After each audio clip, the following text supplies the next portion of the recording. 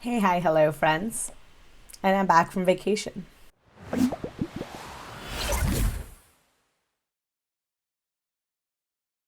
Hi, friends. So I am back. Yeah, imagine that. I came home. I know I said I might upload stuff while I was there, but honestly, signal was spotty. And I don't know how everybody else vacations, but the way I tend to use hotels is basically just a place to sleep. So I am rarely, if ever, there. It's like my last priority when it comes to booking vacation. So it's the thing that I tend to care about the least. Needless to say, because of those reasons, it was like maybe not the best hotels that I picked. And so the internet was kind of spotty and it was just hard overall. Like there's not a lot like of service for my specific provider. And yeah, those are all the things that happen. Anyway, let's actually talk about what I want to talk about for this video. This is not a react in a traditional sense. I just kind of, I guess it's a little bit of a catch up, and I also kind of wanted to give you guys my thoughts of where I stood on the whole Chantal and SA situation. This will probably be a shorter video. I'm hoping that I can do one today and maybe like have an actual react out tomorrow now that I'm back, but I didn't want to put it all into one or just gloss over it or address it in the middle of its own, of a separate video. This is why I've made this separate. There's no ads on this. I just kind of want to get my thoughts out. Now, this is a heavy, heavy subject. And the way I see it is this. Chantal is a vulnerable person, even if she is a very unpleasant one. So when it comes to a lot of the mental gymnastics that she plays, even when I am frustrated with her, I tend to give her a lot of like leeway. I tend to give her a lot of sympathy where I can. Even when I'm like, there's very rarely where she's said or done things that I've been so steaming mad at that it's hard for me to show her any compassion, even when I'm actively being mad at her, right? And I think a lot of her bigotry comes to mind. That it makes it really difficult for me to extend her that kind of sympathy. And that's not to say that, I'm doing it because I'm such a good person. Not at all. What I have found in my life is that when you dig your heels in and become stubborn and combative, or even when you become angry at someone, regardless of whether or not they deserve it, and they are in the wrong, it is extremely difficult to get someone to see your point of view and for them to change their mind. And ultimately, while that's not the goal for everyone, nor should it be expected, that is my goal when I am talking to somebody. I like, especially when it comes like today's climate, right? Like vaccines are a big one that I will give you. If you guys don't know, you should know where I stand on it. I'm a very big pro-vaccine. Imagine that, a scientist that's pro-vaccine. But I have people in my life who aren't pro-vaccine. And if I speak to them and I become angry and I become combative and I just, call them names and I'm not sympathetic to their cause, it doesn't convince them that there might be something flawed in the way that they're thinking. And it's not easy, but it's more productive. And I'm not saying that I'm perfect at it because God knows I have a temper and it's hard for me. So with all that in mind, I look at the situation where someone has lobbied an accusation of SA at Nader and Chantal's deflection. So there's three parts there. The accusation itself, Chantal's deflection of it, and Nader's response. So I'm briefly going to go over all three. The accusation itself. I don't know where to land on this. And I know that it's like, I know people on the internet, it's very easy to just have a like snap decision like this and be like, I believe her, I don't believe her. I tend to almost always believe the victim, or the alleged victim, right?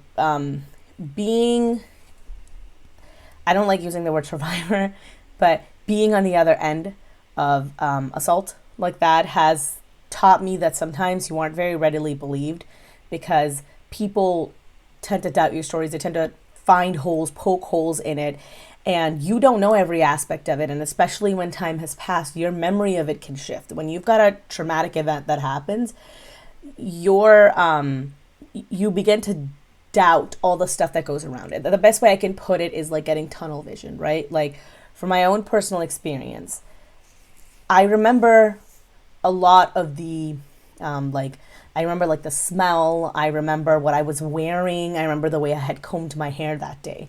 I don't remember the date. I remember my age. I don't remember what month it was. I don't remember the person's face. And for me, it was like a very long time ago. Part of it's just the traumatic nature of it, and part of it was just that it's been a long time, right? My memory's never been very great anyway, and it's not a thing I like to think about. It's not a thing I like to dwell on. I don't want to remember, and so I tend not to. And I know that it's not the same for everyone. I know it varies a lot, but that's why I think it can be hard for people to be believed. All of that said, there are a massive number of trolls in the Chantal space. The problem with the community that I have with, like, and this is not me pointing at like other creators, honestly, where I have found the most amount of toxicity sometimes tends to be in the farms, because there are legitimate things to criticize Chantal about, but not everything, right? Not everything is worthy of criticism. Her having body image issues, and when she talks about like doing body positivity and all of that, I don't like it, but I also believe her when she says that she gets discriminated against because she's a fat person, because fat people do get discriminated against on the internet, right? Her being addiction shamed is not something I agree with. Even her being slut shamed, I don't agree with, even though I'm 900% certain that most of the stories are made up. Just because Chantal is a garbage person doesn't mean that we can't be a little bit better. And the problem that I have with the accusations that have come out are that it's so hard to tell whether or not a person is being genuine when there are so many malicious actors in this space. And there are people that are just here because they hate women and this is an easy way to do it. They're here because they hate fat people and this is an easy way to do it. They're here because they just like causing drama and stirring shit. And the other aspect of that is I really, really, really don't agree with like what is being colloquially called cow tipping. I talk about Chantal. I know a lot of other people talk about Chantal as well. But for all that we may interact with her in a small way on the internet, I don't think it's a good idea for us to be reaching out to people in her personal life and like, you know, sending her mom messages and her sister messages and all of that, right? I had a conversation with Shannon, Chantal's ex-friend, who has a channel of her own and has made some lovely videos on her channel as well. But Shannon reached out to me, and Shannon was on the internet.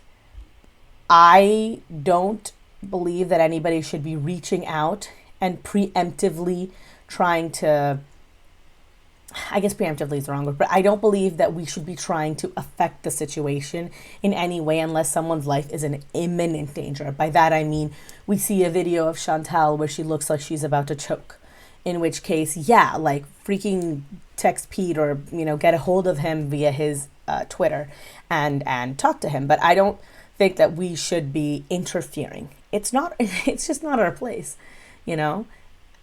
That's part of the reason why I think Chantal gets so mad is because there are a bunch of yahoos on the internet who are like going around and I don't know, like calling her mom, sending her like packages in the mail. I actually don't know if anyone's done that, but that's what I mean, right? Like, I think that there's a line that's too far. You want to talk to Chantal, do it on her Instagram, do it on her, videos, do it over the internet like we are doing. Don't reach people in her life who are not public figures. Don't dox people. I don't believe in doxing anybody, even though Chantal's the one who doxes the most amount of people in her sphere. Don't, be reaching out to people in her life to see if they're willing to make a statement on the subject. We are not journalists. We don't know how to do it with the kind of integrity and protection that journalists have, and we don't know how to take care of sources the way that a journalist would. All that is to say that I would not be surprised if this was true. Nader seems very much so like the kind of guy who would do something like this. And I tentatively believe the victim. And until there is reason for me to change my mind or I see solid evidence or a police report comes out saying something to the contrary, that's where I'm going to kind of stand. That said, I'm also not going to be putting her story on the internet. I'm not going to be, because this is like mostly entertainment. I don't think it's appropriate to discuss like her like deep diving into a victim story, right? And I don't discuss Nader on my channel outside of where he interacts with Chantal. Chantal's deflection and Nader's reaction. Nader is, of course, denying everything, as he will. You guys know this already. He's been to jail. He's probably on some sort of list. He's an offender. He's not a citizen. So if he messes up, then he could be deported. And I remember a few videos ago, or maybe it's just a video ago, Chantal was saying that she might, that Nader has a brother in Greece, and he might, go to live with his brother. And if he goes, then she might move with him to Greece. And I remember thinking to myself, how convenient would that be? That if somebody here is reporting a story, they have gone to the police and the police are conducting an investigation, and he might get deported. Why not use the opportunity to preemptively go somewhere else and intentionally muddy the waters and make it more difficult? Because it's hard to bring people back to a country, to extradite them back to a country, especially during COVID times, especially for something that isn't like murder, right? Extraditing people is a difficult process. It's difficult to do for even big crimes. For something that is unfortunately seen as a lesser crime by many people, it would be so hard. And so that made me very, very concerned to hear. It made me really worried about Chantal, because for all that she doesn't have a support system here, she would have no support system in any other country. And then there's Chantal herself, right? She has been constructing paper alibis for this man. She's gone a few times. She's like, well, I was at his house that night, so he couldn't have gone over to her place. Meanwhile, we have footage of her on the internet the day after, the day before, and the day of that directly contradict what she's saying. So I don't really know what she thought she was trying to do here. That just because she doesn't remember when she went live because she was so incredibly high most of the time doesn't mean that everyone else is also conveniently forgotten. And last but not least, it doesn't matter if she remembers it or not. It doesn't even matter if she's removed those videos from our recollection. YouTube has access to everything on their back end. Even videos, if I go into my creator studio and I delete a video, I guarantee you that if YouTube needs to, they'll be able to find it. They keep record of all of this specifically for reasons like these. So you can't exactly fool law enforcement. If they need to, they can get that information, and they will if it becomes relevant. So don't be sitting there being all smug and lying. It's not going to get you anywhere. And if the Gabby Petito situation has shown us anything, it's that if you piss off a large enough group of people on the internet, they can do some incredible amount of sleuthing, whether you agree with it or not. There is one small thread I want to touch on in this. It's not directly related to the essay situation, but Chantal made a comment about how Nader has views on homophobia that she doesn't necessarily agree with, but you still have to respect other people's opinions. I want to elaborate on this really quickly. So you guys know the last video that I did before I went on vacation, that video was monetized, and all the money that I raised from that, I'm going to be matching one-on-one. I'm going to be donating it to the Trevor Project, because Chantal said some incredibly homophobic things. And for all that I think Chantal's a garbage person, I like thinking that something good comes out of her channel, right? That even if it's in a small way, that money is going to go towards a charity that I think is doing some incredible work. So this is what I'm going to say to that. I come from a similar background as Nader does. And with all due respect, which in this case I think is none, fuck you and fuck your beliefs. It is not... You can have whatever opinion you want. An opinion is something like, I prefer maple cream over regular cream in my coffee. I like chocolate chip and I don't like mint chip.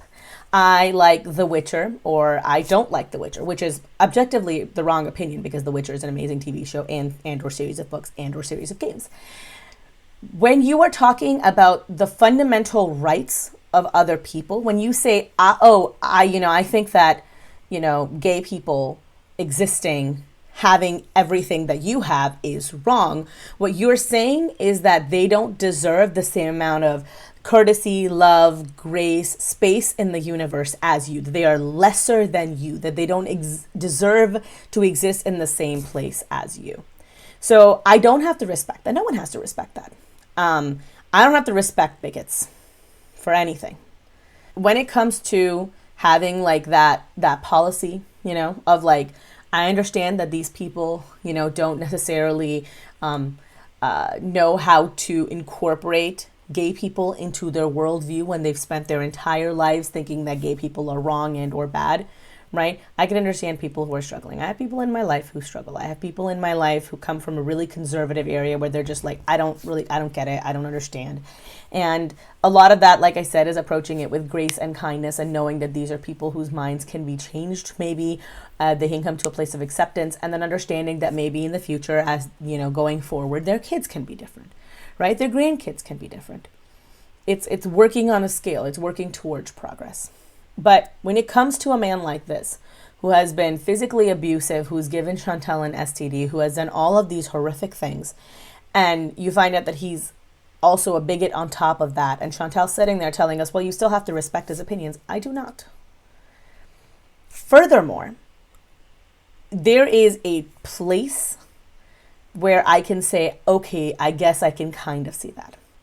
If I was in the Middle East and there was a person who's lived in Middle East his whole life, has never been exposed to outside cultures, has never been exposed to other ideas, I can look at that person and say, okay, it makes sense that you've grown up in an environment that hates people.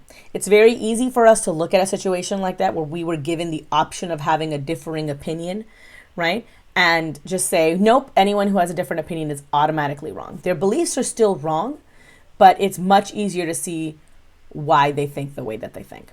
It's the way that I feel about veganism and eating animal products. Just no matter how I eat, because it's difficult, veganism is not easy. I think that veganism is the ethical way to eat, right? It is the correct way to eat, personal opinion, because I think that inflicting pain on animals because they taste good is cruel, inherently. It just is.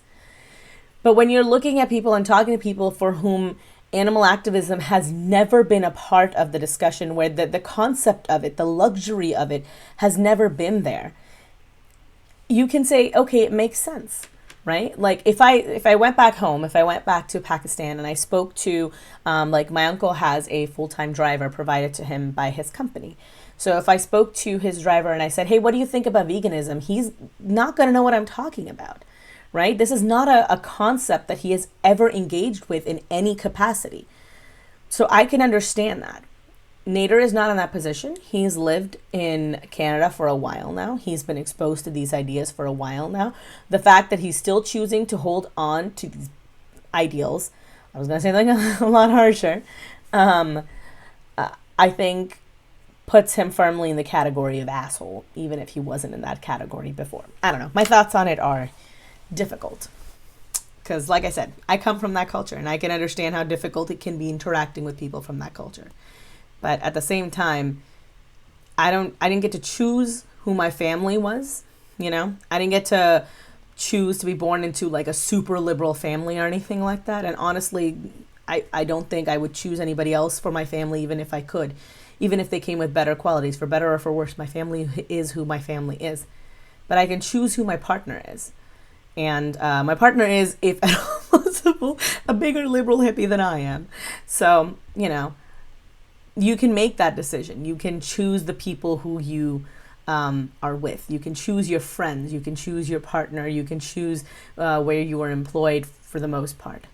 And the fact that she chooses to be with a man who thinks like that means to me that obviously this issue isn't as important to her as she says. She's said multiple times, I'm not homophobic. But then she made that comment before about how STDs are passed easier between gay couples than they are between straight couples, implying that they're dirty or disgusting in some way. And then she has this man in her life who she chooses over everything else in her life, and he also expresses homophobic values. And I think to myself, she doesn't care, right? It doesn't matter that his beliefs actively belittle and degrade others. Because to her, they're not real people. Like, yeah, I might suck, and it'd be nice to have, but it's not a need. I could never have been with someone who didn't have those same values as I did. I could never have been with someone who thinks that LGBTQIA plus people don't deserve the same things that we do. So that will be all. Sorry if this was a little bit preachy. I realize that I can come across like that. I also know I come across as smug. A lot of the times I have a very smug face, which is okay. It is my face. I can't do anything about it. I don't like mean to be, but I still come across as smug sometimes. This wasn't coming from a place of like trying to talk down on anyone or anything like that. This is a complicated situation, and I have a complicated viewpoint of it, and I'm not like tied to one point of view. So it's not like I'm looking at the situation and thinking, yep, this is how I feel, this is what it's going to be forever. I'm open to changing my mind if more information is presented to me. But I kind of wanted to get my like grayish thoughts on the matter out there, without any kind of monetization on it or anything like that on it, because this isn't about money. I just wanted to clear up where I stood. And hopefully you guys will get another video out of me tomorrow, which is my birthday. Fun fact. So yeah. All right. Well, thank you so much for listening. All of those fun internety things, which God, it's been so long. I kind of feel like I've forgotten everything, subscribe, comment, thumbs up, thumbs down, Instagram, Twitter, and Patreon. Consider them. You can become a patron. I want to thank all of my patrons. You guys make the world go round.